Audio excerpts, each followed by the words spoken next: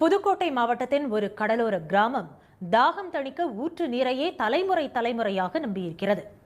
ஆரோக்கியத்திற்கும் அதுவே ஆதாரம் என நம்பும் கிராம மக்கள் அந்த நீர் ஆதாரத்தை அணுகுவதற்கான வசதியை மேம்படுத்த கோரிக்கை விடுத்துள்ளனர். ஆவுடையார் கோவில் அருகே கடற்கரை பகுதியில் அமைந்துள்ளது புதுப்பட்டினம். 10,000 மக்கள் தொகை கொண்ட இந்த கிராமத்தில் ஆழ்குழாய் கிணறு மூலம் எடுக்கப்படும் நீரின் சுவை இயற்கை விதிப்படி உவர்ப்புதான். ஆனால் 3 புறம் ஆறுகளும் ஒரு புறம் கடலும் உள்ள கரைப்பகுதியில் வரப்பிரசாதமாக அமைந்துள்ளது நோய்களை தவிர்க்கும் நல்ல தண்ணீர் ஊற்று. எங்களை பொறுத்த வரைக்கும் ஊர் தண்ணி தான், எந்த பிரச்சனையும் இல்லை. ஆனால் வண்டி தண்ணி வாங்கினோம்னா எங்களுக்கு பிரச்சனை தான். தலைவலி, காய்ச்சல், சளி, ஆஸ்பத்திரி வைத்தியம் தான். அப்புறம் இந்த தண்ணியை குடிச்சிட்டு சமையல் தூக்க முடியாத சூழ்நிலைக்கு அந்த தண்ணியை குடித்தாலும் எங்களுக்கு பிரச்சனை தான். இதை சுற்றி கடல் உப்பு தண்ணி, உப்பு கறிக்கு நடுங்க மட்டும் நல்ல தண்ணி, சுத்தமான தண்ணி எங்களுக்கு கிடச்சிருக்குது. நாங்கள் இதை தான் பயன்படுத்துகிறோம். இரவும் வருவோம், பகலும் வருவோம், 12 மணி வெயிலே வருவோம். காசு கொடுத்து தண்ணி வாங்கினா எங்களுக்கு அது சுத்தமான தண்ணி கிடையாது. இதுதான் எங்களுக்கு ஆரோக்கியம், சுத்தமான தண்ணி. பணம் கொடுத்து வாங்கும் தண்ணீரானது குடிநீர், சமையல் தவிர மற்ற பயன்பாட்டுக்கே சரிவரும் என்கின்றனர் கிராம மக்கள்.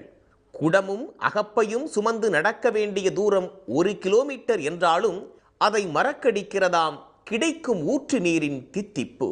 அந்த ஊற்றின் திக்கு நோக்கி செல்ல ஆற்றின் மேல் அமைக்கப்பட்ட பாலம் இடிந்து விடும் நிலையில் இருப்பதுதான் கிராமத்தினரின் மனக்குறை.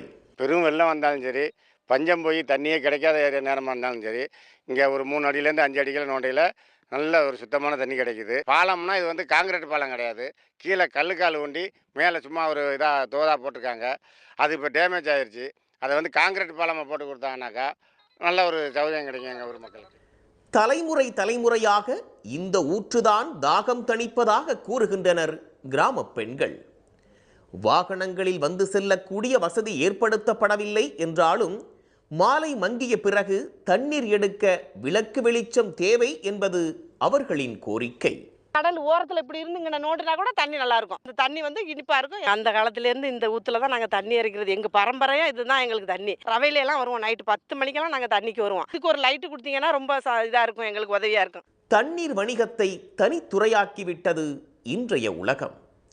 இந்த காலத்திலும் நன்னீர் ஊற்று சுரக்கும் இது போன்ற கிராமங்களில் இயற்கையின் கருணைக்கு பாத்தியப்பட்டவர்களும் இருக்கிறார்கள் என்பது கூடிய விரைவில் ஆச்சரிய தகவலாக மாறாமல் இருக்க வேண்டும்.